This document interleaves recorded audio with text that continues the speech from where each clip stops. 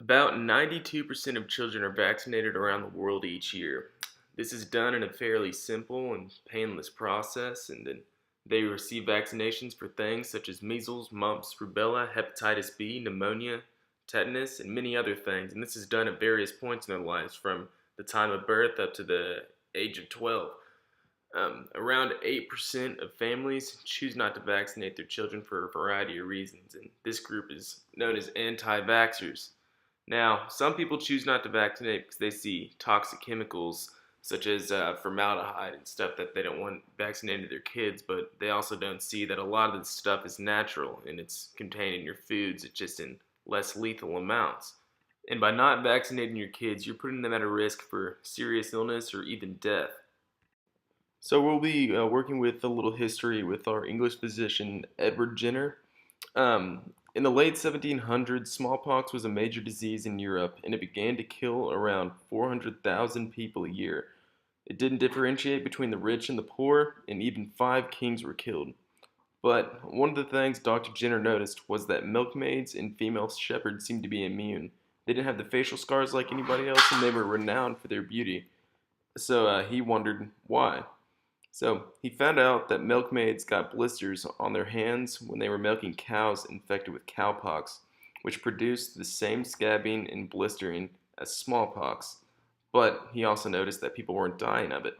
He figured they were close enough to where you can infect someone with the milder disease and they'll be able to avoid the more lethal one.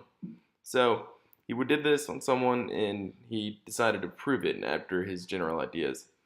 So he needed three things, and that was going to be the pus from the cowpox blisters, and then pus from someone with smallpox, and essentially a human guinea pig, which ended up being his 8-year-old son. So he infected his son with the cowpox virus, and he let a couple of months go by, and then injected him with the smallpox virus. And his son didn't become ill, so he repeated with other patients and received the same results.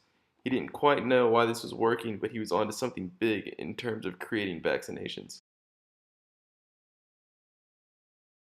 So, from Dr. Jenner's findings, eventually smallpox was eradicated in 1979, which is good because it was the world's most feared disease, and rightly so. The disease has had a high fatality rate at about 30%. Smallpox is unique in that it's the only infectious disease that has ever been eradicated. The disease is caused by the variola virus, which is closely related to the cowpox virus. Smallpox has been recorded in the human population for over 3,000 years, and to put that into perspective, the city of Rome was founded just shy of 3,000 years ago.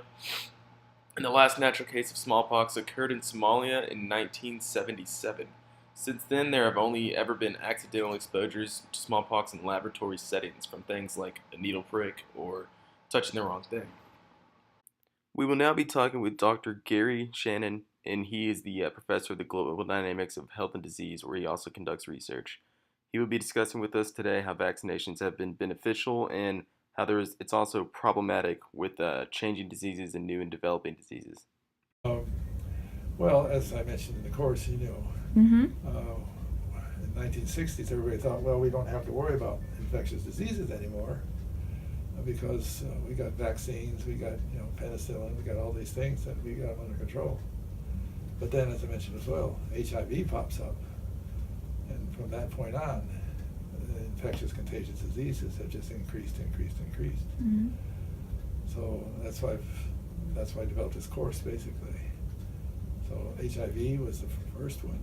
HIV was the first one, and then along came SARS, and then H7N9 influenza, um, Zika, Ebola, and so I became interested in each one of those. So I started writing wrote a paper on SARS, um, and other diseases as well. So I became interested in those, each one. And I thought there was not a course on, global dynamics of health and disease. Mm-hmm. The globalization, how it's impacted. These were originally local diseases, regional diseases, and they were occurring earlier, but then we got globalization, they were able to, people were being infected and just could move across the world within a day and begin to infect other people. So you had to spread, you had to fear the spread of these things. So that's why I became interested in understanding each one of these diseases as they emerged.